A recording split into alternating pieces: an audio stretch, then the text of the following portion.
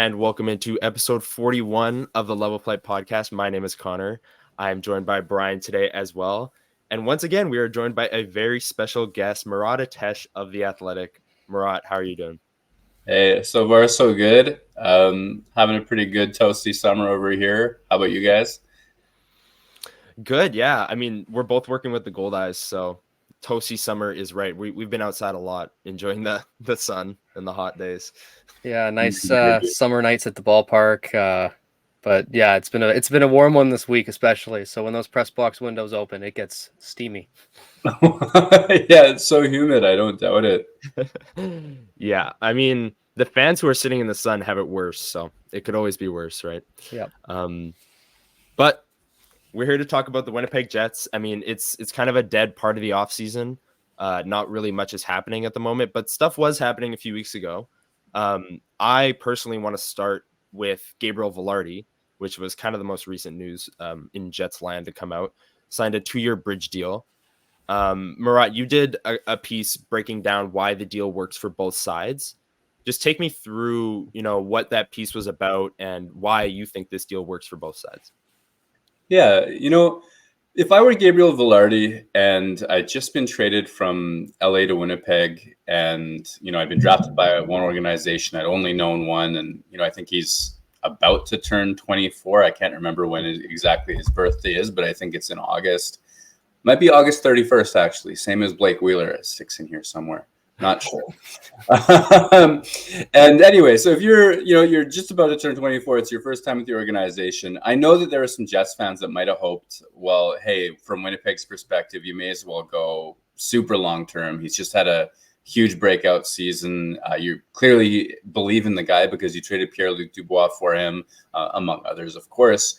But I think that from his perspective, a short-term deal to get his feet wet with the organization, get familiar with everything, was probably always going to be in the cards. I like the 2-year term. I like the AAV. I like the fact that even given at his age, he's still at that time, I think he's going to be 2 years away from his earliest UFA eligibility status too.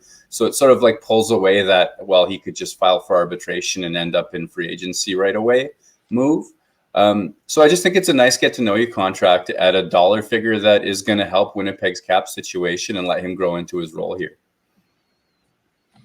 Well, on the topic of sort of, player movement and, new fits, and I'm curious because with Patrice Bergeron retiring this week, suddenly I see a bunch of, Mark Scheifele could fit in Boston. Do you see a fit there? And do you, if there is, do you see Boston having the assets to actually do that or are willing to do that? It's a great question. And I think that Boston is a realistic place for people to think about. And, you lose an impactful center and, obviously they're not the same player. They play different types of game. But you think, okay, well, wouldn't they want another impactful center? That makes sense. I also think, though, that some of this wouldn't have been a surprise for Boston. Like, I think that Bergeron would have made his intentions known like well in advance of it being announced as well. And so I think about it. Yeah, let's explore it. I think Jeremy Swayman has been the most commonly talked about, asset or option. I think he's going into arbitration this week and shortly. If Winnipeg moves on from Mark Scheifele, I think the assumption is they'll be moving on from Connor Hellebuyck as well. And then you've got your goaltending situation sorted out. But beyond Swayman, if you're looking to build a package, I'm not sure that Boston's prospect pool has it. I'm not sure that its group of young talent otherwise has it, especially if that team's still trying to win, which, getting a Mark Scheifele type player would sort of signal.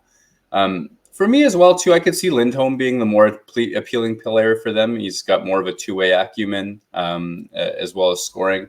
The overall sense that I've got, though, guys, is, and I mean, this may have changed. It's been a while since I've had this type of conversation, is that the league-wide market is pretty soft on Mark Scheifele. And I honestly think that it's an overcorrect. I think that, for all of the qualms people might have of his defensive game, clearly a world away from Patrice Bergeron or even Elias Lindholm a lot of the time.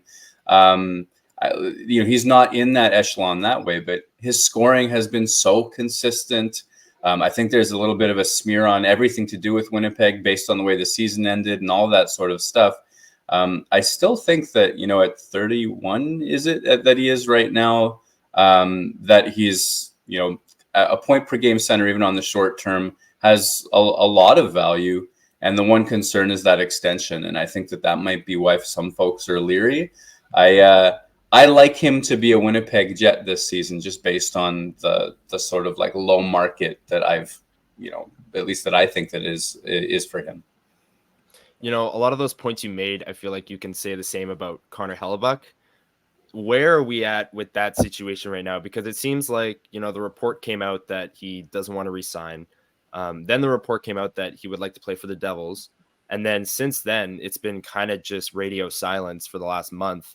Do you like him to start the season as a Jet as well? Do you think he's more of a trade deadline move if the Jets were to keep him? And just where is that market at for Connor Hellebuyck right now? Yeah, I think there's some similarity in those situations. I do think he'll start the season in Winnipeg, Connor Hellebuyck.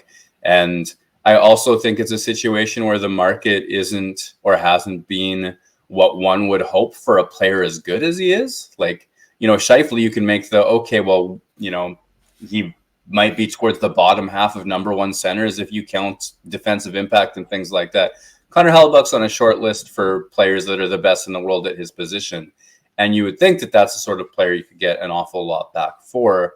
I think that the hesitation about paying a number one big money, big term probably impacts what teams are willing to pay for him in terms of assets.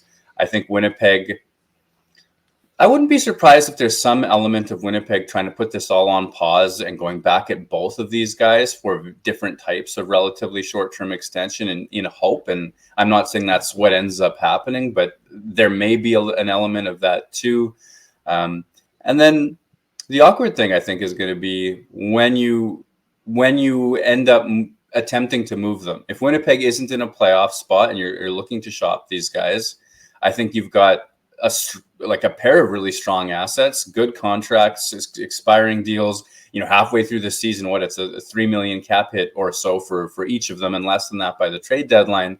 That's a powerful upgrade to any playoff contending team. You've seen Winnipeg do a good job with the Andrew Kopp trade, but if they're anywhere near spitting distance of a playoff spot, are the Winnipeg Jets going to gut their own attempts at the playoffs for their rental packages coming back the other way?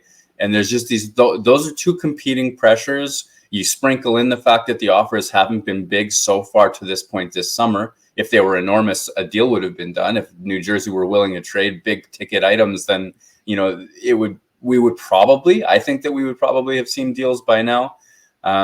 So there's an awkward pressure that goes into both of it. I think Winnipeg's going to hold on to both the guys as long as they can to figure out what their season's going to be before going further. Well, do you think there's a legitimate possibility, though, that both guys just walk in free agency? Because it feels as if, like, as you said, there's an awkwardness to the situation, because it feels almost as if there's been a sailing ship from both of them that they don't want to extend. I just don't know what could possibly be going through Kevin Cheveldayoff's head if they are in fact competing, and also realizing that there's a chance that despite them being in the hunt for something, they could still lose them. Yeah, I mean, Brian, that's the Columbus situation, isn't it? Right, where you lose your number one goalie and your star player, and you can say that you won a round or whatever, and like that's it. And that certainly hasn't gone well for the Blue Jackets since then. I want to be careful, especially it was an Athletic report that said in the spring, I think that was first to say that, Connor Hellebuyck's next contract will not be in Winnipeg. And I'm sure that was good information, and that makes complete sense to me. But at the same time, we haven't heard Mark Scheifele say yes, no, or anything like that. His representation hasn't said anything. I think we're all anticipating that this isn't a relatively appropriate time for change, but I don't think that, the horse's mouths, so to speak, have committed to that. And with Kevin Shoveldayoff attempting to play it coy this summer as well and say, well, hey, that would leave an awfully big hole in our lineup for both of those guys. I guess I'm just trying to leave room that even though it isn't the best case scenario, that the Jets come back at Scheifele with money and term that might even make some folks uncomfortable, but protects their center hole for a little while, like as a possibility, just because I don't know that that's not in the cards right now. I can't say that with any certainty whatsoever.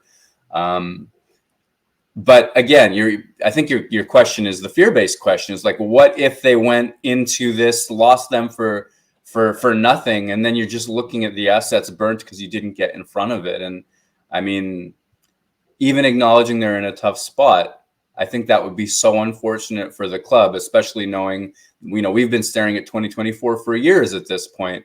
It would just seem like one of those situations where they better be, polishing cup rings if that's the sort of decision that they make if they lose them for nothing and in the end.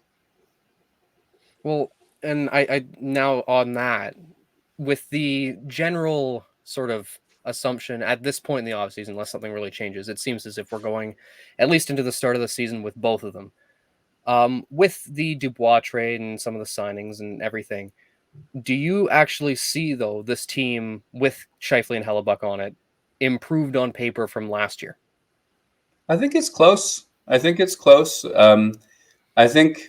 there's enough moving parts that I can't say for sure one way or the other. I'll start by saying Pierre-Luc Dubois was the best player that moved onto or off of the Winnipeg Jets roster. And I think that, I said that on CJOB the other night, that I think people lose sight of that because of how unpopular he's become in his exit. That was a 50-game number one center who had even more points than Mark Scheifele did, playing an enormous role, helping keep that team in first place in the Western Conference during a time when it seemed like everybody was hurt. And that was a pretty awful second half swoon too. But Pierre-Luc Dubois' overall impact that season is better and bigger than anyone that has come back onto the team. At the same time, you do like Vilardi's ability to grow. You like the depth that you get with Iafallo on the team, and full seasons from Nemesnikov and Niederreiter instead of a quarter season.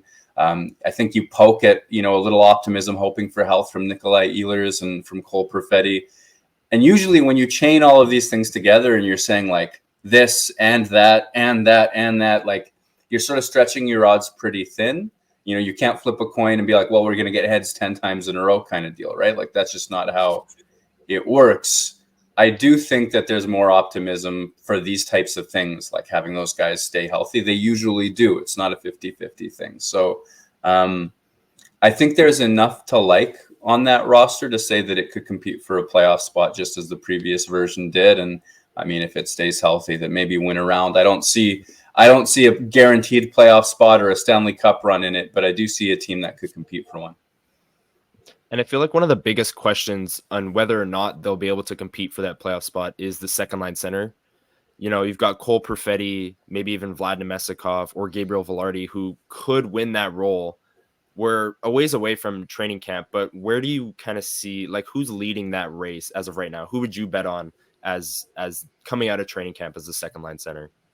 My guess is that Gabriel Vilardi gets an early long look at that position, just because he had success there as a center for Los Angeles in the playoffs. So even though like his story is he broke into the league as a center, it didn't immediately go well. They moved him onto the wing. He eventually found health and consistency.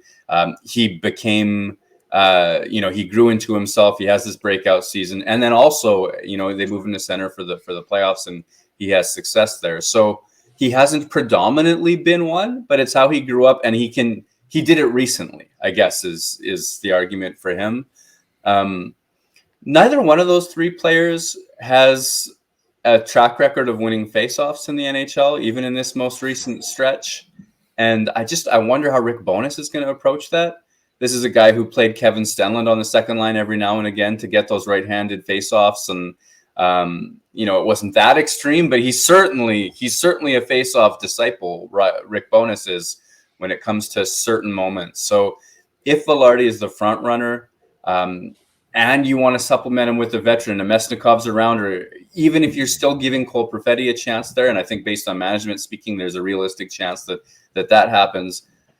Who's going to take that face off, towards in the third period? And we saw Bonus cut minutes from Ehlers and cut minutes for Perfetti, and then they have Maenalainen and Stenlund and things like that. So that's a pretty strong move. I'm trying to figure out what they could possibly do down the stretch other than run Lowry and Scheifele together. But even then, Lowry is good and Scheifele is middling at, in those draws. So something's unsettled. I think Vilardi is the number one guy to get a second line look, though. Well, moving down the lineup too, in terms of the center group, because obviously we've mentioned all the guys competing for that second line. We know that Adam Lowry is going to consistently be, in and around that third line center role. But I feel like there's a little bit of a question around where we're going into the season as, the fourth line center. Like they brought in Rasmus Kupari, who I believe is definitely a change of scenery candidate. But I feel like that fourth line center role, which is normally it almost seems like it's predetermined based on who's been in the roster or they signed someone late. It feels like even the entire bottom six, a little bit in flux. Where do you see that starting out? Yeah, Adam Lowry is probably the one that you can write in ink as that third line center. Boy, did he have success when Niederreiter dropped down to that line, and I think it was with Mason Appleton. The three of them outscored their opposition 6-1 down the stretch. And there's some puck luck that goes into that, but they also controlled the flow of play. And for me, I'm taking the easy question first, just talking about the third line. But for me, he's at a point in his career where he's not a stalwart third line center without help. But if the team is deep enough that it's Iafallo and Niederreiter on his wings, or maybe Iafallo's up there with Vilardi because of their previous familiarity playing together, and then it's Nemesnikov and Niederreiter. That's a heck of a third line, and I don't think that that's the sort of thing that Winnipeg will worry about. They can set it and forget it as long as everybody's healthy. If that's the case, if they run it that way, then you get Morgan Barron and Mason Appleton, who I think became very important for the team down the stretch in fourth line roles, which might not be the happiest situation they've ever been in given, their trajectory at this stage, but it gives you a fourth line you can automatically play. For me, I've been penciling in Kupari as that fourth line center. I think he's a right-hander. Just double check me on that. And I think that'll be important to the coach. David Gustafsson should be a consideration. I don't think the organization is high enough on Jansen Harkins to make him a viable, put that name in that list. Dominic Toninato, theoretically. But I think Kupari is the probable guy. And based on the organization's history, though, Brian, like you said in the question, it almost seems as though there's a Mark Letestu around the corner, and I think they have enough roster depth now where I'm less inclined to believe that's going to happen than I am inclined to believe that it's going to happen. But it would be an incredibly Jets decision to bring in, an August fourth line centerman or a waiver claim who's right-handed and wins faceoffs, no matter what his other impact would be. I mean, Trevor Lewis, Riley Nash, Sam Gagner, these are all righties, fourth liners that the Jets, it would be very on brand. You are correct there. Before we move on to your prospect ranking, I want to ask one last question about sort of the construction of the roster. You alluded to it earlier with you can't flip a coin heads 10 straight times, like betting on that many things to happen. Do you feel like a lot of this team having success relies on them being deployed very correctly? It sounds weird to say, but it feels like the margin for error in terms of how they're deployed is a lot smaller, given how their lineup is working. Do you agree with that? I've seen that thrown around on Twitter. Some fans feel like deployment is a big question going into the season. Would you agree that deployment is one of the biggest factors on whether or not they'll have success? That's interesting. I mean, I feel like deployment is always an important topic. One of my gut reaction without thinking it through is that the increased depth, especially up front, might actually insulate Winnipeg a little bit. There's going to be less lines that are a scoring chance against waiting to happen. But at the same time, I don't know how that top line is going to look. And almost my biggest question, if we go back to the lines Rick Bowness wanted to run before people started getting hurt, you had a couple games of Kyle Connor, Mark Scheifele, and Nikolai Ehlers together, right? And they put up a few points and things looked exciting. And, then we didn't really get a long look at that in the end.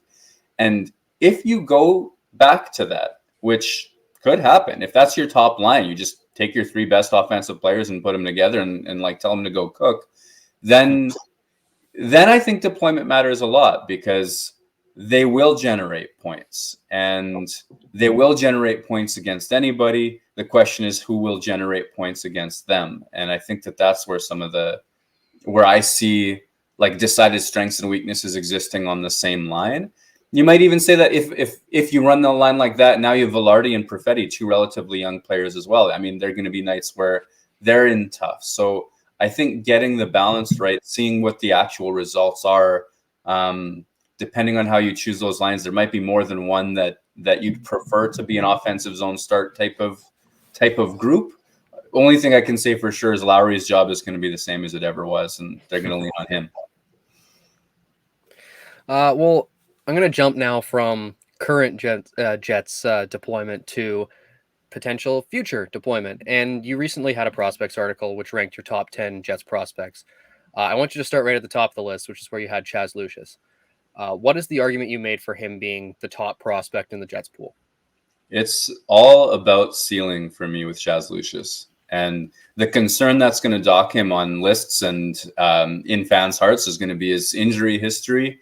3 seasons, 3 injuries. He's got a Scheifele-esque way of exiting the season of late in terms of just getting hurt. But in his case, it's been earlier. January was his last, I believe, this season. But if you're making the argument for why he should be seen as the top prospect, for me, it's about the way that he solves his problems and generates points. He has the combination of hands, speed enough, not Brad Lambert speed, but speed enough, and skill in and around the net to finish plays. But he also has almost that Cole Perfetti-esque ability to hold onto the puck, watch the play break in front of him, and then choose the right times to make his pass or make his cut into the middle with the puck or without it. He's been described to me by scouts almost sometimes as the opposite of Perfetti, in that he'll show up in space at a surprising time to receive the puck to generate offense as well. But I think for me, you can say really nice things about any of the top 4 guys, and that would include Rutger McGroarty and Brad Lambert and Colby Barlow, and all of them can do some things. The thing that I really admire the most, I think, about Lucius's game is that he can sort of keep track of multiple layers of defense at once. Like, I did a video dive into him where he's fending off the defender that he's trying to beat. He's trying to go wide around a defenseman or cut into the middle against a defenseman. And at the same time, his head is clearly up and he knows where the coverage is on the winger that he wants to pass to. And it's a type of problem solving that's extremely cerebral that I just give credence. I think that as long as he stays healthy, he'll be able to use that to keep solving problems at the next level. And you saw him outscore Brad Lambert last year as a Moose. You saw him before he got hurt in the WHL. He was even more of an offensive player than Lambert was as well. He's also a little bit older, though. So there's that to take that away. I guess long-winded, that's all the nice things that come to mind to say. But I think there's something about the way he solves his problems that I believe in to sort of come with him to that next stage. Now, I will admit that this is a stretch for all the reasons you mentioned with the 3 injuries in 3 seasons. But do you think that there's a slight chance, a sneaky suspicion that Chaz Lucius could crack the Jets out of training camp if all goes well? I mean, last time we saw him at dev camp, he was wearing yellow, still in non-contact, so we don't even know how healthy he'll be. But presuming health, do you think, I think he's 20 years old now, do you think he could crack the Jets, or have it be a Kyle Connor situation where he's only down for 4 or 5 games and is the first call-up? I don't see Chaz Lucius on the Jets in a full-time basis or a substantial basis this year. I think, even those questions that we were talking about the 4th line, that's a lot of depth. And, there's a lot of even the AHL tweener types ahead, I think that sort of make his job or a Brad Lambert's job as well, even if they excite. But I also think that this is a stage of his career and Brad Lambert's career where making hay for the Manitoba Moose would be would be a win. It could be Kyle Connor-esque. It could be Jack Roslovic-esque in terms of the size of the role that they get and the impact that they have. The challenge for them is to actually go and do it, because I think the most optimistic fans saw that happening even last year. And I think we all learned the lesson that for then 19 and 18 turning 19-year-old players, that's a tough ask. I think at these ages now, honestly, if we're going to value them as long-term top line or top 6 type players in the NHL, they're going to have stretches of this season where at the Moose level, they're, important, dynamic, and productive AHL players. Yeah. Sorry, go ahead, Brian. You got it. Well, I'm just curious because you had mentioned, all of the, the big four for the first rounders. It seems like everyone has a different one of them at the top of their prospect pool. Do you also see them as neck and neck, or is there like a clear line in your mind as to sort of almost like a tier list of the as you mentioned, Chaz Lucius, Brad Lambert, Rucker McGroarty, Colby Barlow? Like, is there like some sort of level of separation between them that you can see? I mean, I don't have that type of expertise to I look at it. Will people be watching by video? Can I do hand gestures? Yeah, it'll go up on YouTube. Yeah. So, I mean, like, I look at like my estimate as to like where they're going to be, but error bars above and below that based on what happens. And I think I have Chaz Lucius at the top of my list because I see his ceiling as the highest if all goes well for him.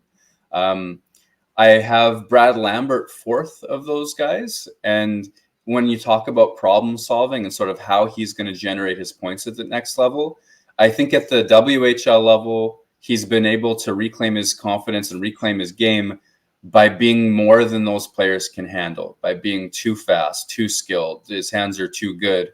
And I think as of yet, this is something that he'll probably prove me wrong on this season. And that's the hope, I think, is that whether it was Liga, whether it was early days in the AHL, he relies on that speed a bit much, and he hasn't had time for the game to slow down for him at that level enough where he's sort of thinking or problem solving his way through the problem through defenses as much as he is burning his way through and around them. And I guess until I see that at the pro level, and that's what I'm hoping to see from him this year, where he's using his teammates more, some of that tunnel vision isn't there as much. Or he figures out, hey, if I choose these times, I actually can burn AHL defensemen. Like, that's an exciting possibility for a guy as electric as he is. For me, I guess, for whatever reason, I see that as the question mark that makes him fourth.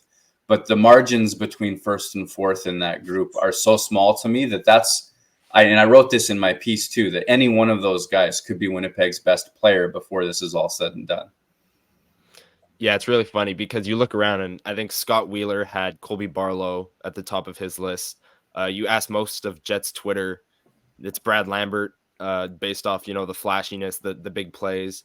And then that's without even mentioning the highest drafted of the four in Rucker McGroarty. So it's a very interesting, this is a big season for all four of them, and it's going to be fun to watch their development. But I want to shift to the back end, where the Jets prospect pool is admittedly a bit thinner. You ranked, I'll let you get to how you ranked them, but how do you see the Jets defensive prospect pool as a whole, and who do you see as kind of the leader of that group?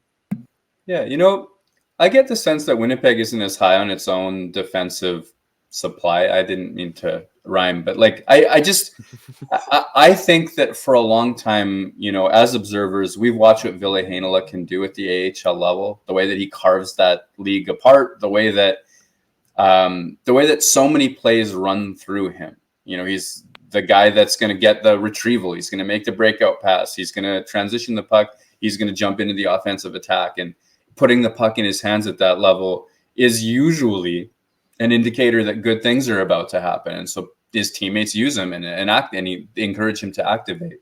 Well, you also have Declan Chisholm playing an impactful role in that way and defending really well. And you have Leon Gavanka, who's no longer part of the Winnipeg Jets organization, whose offense was superlative. And I think there's a a reason to believe, or there was like a sense of hype amongst observers that like one of these guys is going to hit, one of these guys is going to pan out. And I don't think that the Jets are as high on that eventuality as maybe I would have been, or a lot of the like dialogue that I have or that I see is. So I think that they're thrilled that Dylan Sandberg has made that leap, and they're hoping that he'll grow into a top 4 role. I think they're still hopeful on Heinola and Chisholm. Chisholm losing his waivers exemption this year is going to be a story. But I think that beyond them, they're not walking with a lot of swagger about their defensive prospects other than Elias Salomonsson. And I think that that's the player who I have Heinola ranked above him, again, because of ceiling, because some of what Heinola can do is just, he's so good at the activation and so good at the puck movement that I don't see Salomonsson in that same level. But to Salomonsson's credit, he turned 18 last summer and then played a third pairing for a men's league and got substantial minutes, got hurt, came back, played substantial minutes in the playoffs, put up good numbers for a team that went all the way to the finals of the SHL. This isn't Brad Lambert getting buried because they don't trust the teenager. They trusted the teenager, and it was the fact that he can do a little bit of everything so well.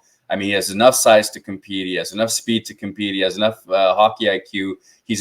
There's no one thing that he absolutely burned or like shines for. His skating is probably the closest to that. But I think he does enough so well already against men that the next wave of optimism is probably in him as he turns 19 this summer and goes back to that same very good team. So light the lamp during the hockey playoffs with DraftKings Sportsbook. New customers can make a $5 bet and instantly score $200 in bonus bets instantly. Download the DraftKings Sportsbook app and use code THPN. That's code THPN only at DraftKings Sportsbook. If you have a gambling problem, call 1-800-GAMBLER. In Massachusetts, call 1-800-327-5050 or visit gamblinghelplinema.org. In New York, call 877-8-HOPE-NY or text HOPE-NY 467-369. In Kansas, call 1-800-522-4700 on behalf of Boot Hill Casino and Resort. 21 plus in most eligible states, but age varies by jurisdiction. Eligibility restrictions apply. See DraftKings.com/sportsbook for details and state-specific responsible gambling resources. Bonus bets expire 7 days after issuance. Eligibility and deposit restrictions apply. Terms at sportsbook.draftkings.com/hockey terms. Well, you mentioned how Declan Chisholm losing his waiver eligibility is going to be a story. I want to ask about that because, you know, there's the logjam that everyone calls it on defense with all the veterans that they brought in. I believe Brendan Dillon and Dylan DeMello are the two that are expiring as well, along with Scheifele and Hellebuyck next offseason. Where do you see the defense group going from here? Because it's almost like they have to make a move at some point, or else what happened with Kovacevic is going to happen with Chisholm, or Heinola at some point is going to lose his waiver eligibility, and that's a first round pick. Like, you don't just want to burn that asset for nothing. So where do you see the defense group going in the next month to next offseason? Yeah, I mean, you'd think that the Kovacevic lesson would be that, hey, this defenseman that we think will sneak through waivers, as a matter of fact, we can't. And I would think, you know, however you view it, maybe the view is that third pairing defensemen are a dime a dozen and you don't need to worry about that sort of thing. And maybe you view it as, well, you spent, you know, a draft pick and 5 years of development on this guy, and that really burns that you lost him for nothing. Like,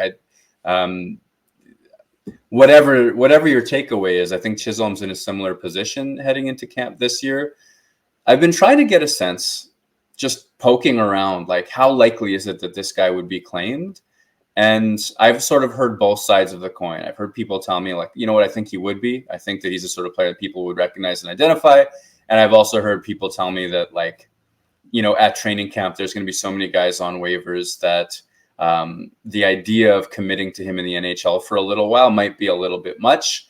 But that's the same arguments we made about Kovacevic last year. And, you know, like, I'm not sure. I guess why I'm saying it that way is that I'm not even sure that as much as we all believe that a clearing is necessary, like, I don't know that the Winnipeg Jets are going to move veterans or move guys just to make that a decision they don't have to make. They might enter camp and, well, hey, what if somebody gets hurt? Or, we've seen that happen in camp before. And they may hold on to their awkward situation that they've got. And even before then, the one thing that they definitely have to do is they have to sign Logan Stanley, who, is as of yet without a contract. That would be 8 defensemen plus Chisholm on the roster if you're counting it that way. So if you waive Chisholm, you still have 8. That's a scene. That's a problem. Not everybody's necessarily going to be thrilled by that, but it might be the reality, just as it was down the stretch last year. Well, you mentioned training camp really being that moment of figuring out when guys are going up, down. If you're going to give Chisholm that chance in the NHL, which, as you said, might be a little risky. We're obviously still a ways away from it, but could you, or if you could outline a few things that you'll be looking for, what would those be? Are there any storylines that sort of jump out to you already? Sort of for what the season's going to look like based out of camp? Yeah, just for a training camp as a whole and then going into the season. Yeah, I think, some of your questions right off the top are the ones that I have too. Like, how are they going to sort out their lines, and how are they going to, because Rick Bowness, in terms of his line pairings or combinations and pairings last year, I think he gave us a lot of clues right away. I don't think there was a lot of messing around and playing. The only major change that I think I can think of is Jansen Harkins, essentially a placeholder, it turns out, on that third line with Lowry and Appleton early in camp, and then Morgan Barron took that job from him. And I think that from the moment we see what those lines and pairings are, it's going to sort of tip coaching staff's hand about how they're going to solve all these things that you've asked about. And so right now I'm imagining, Heinola Chisholm, the 5th pair, you know what I mean? Stanley Capobianco, the 4th pair, and not a lot of change on the blue line, but up front, that center issue is going to be it for me. And especially because some of the important players are relatively young. Perfetti for sure, Vilardi for sure, and there's health implications of Vilardi's injuries last year, Perfetti, Ehlers, etc. I think one of my favorite things is just sort of nerding out with my headphones on and writing the notes about who I think is at what level. And I've guessed well before in terms of Josh Morrissey's breakout, in terms of the year that Logan Stanley came off the Moose and made the team and stuff like that. And so it's kind of my challenge is like, can I see something that will be useful? I think that's the geeky fun that I have at camp. And, I was proud to say that, that Isamont was probably an NHL 4th line energy type guy coming out of last year. Little things like that if they pan out, and I remember my wins and I just set fire to my losses and never think about them again. That's joy at camp for me, for sure it is. I mean, yeah, training camp is a blast just for looking for those little things, like you said. And we're about a month and a half away. But until then, this was a phenomenal conversation. Thank you so much, Murat, for coming on. I'll let you plug yourself a little bit. Obviously, you're at The Athletic. If people aren't subscribed yet, they're missing out on some of the best Jets coverage out there for sure. But go ahead, plug yourself a little bit.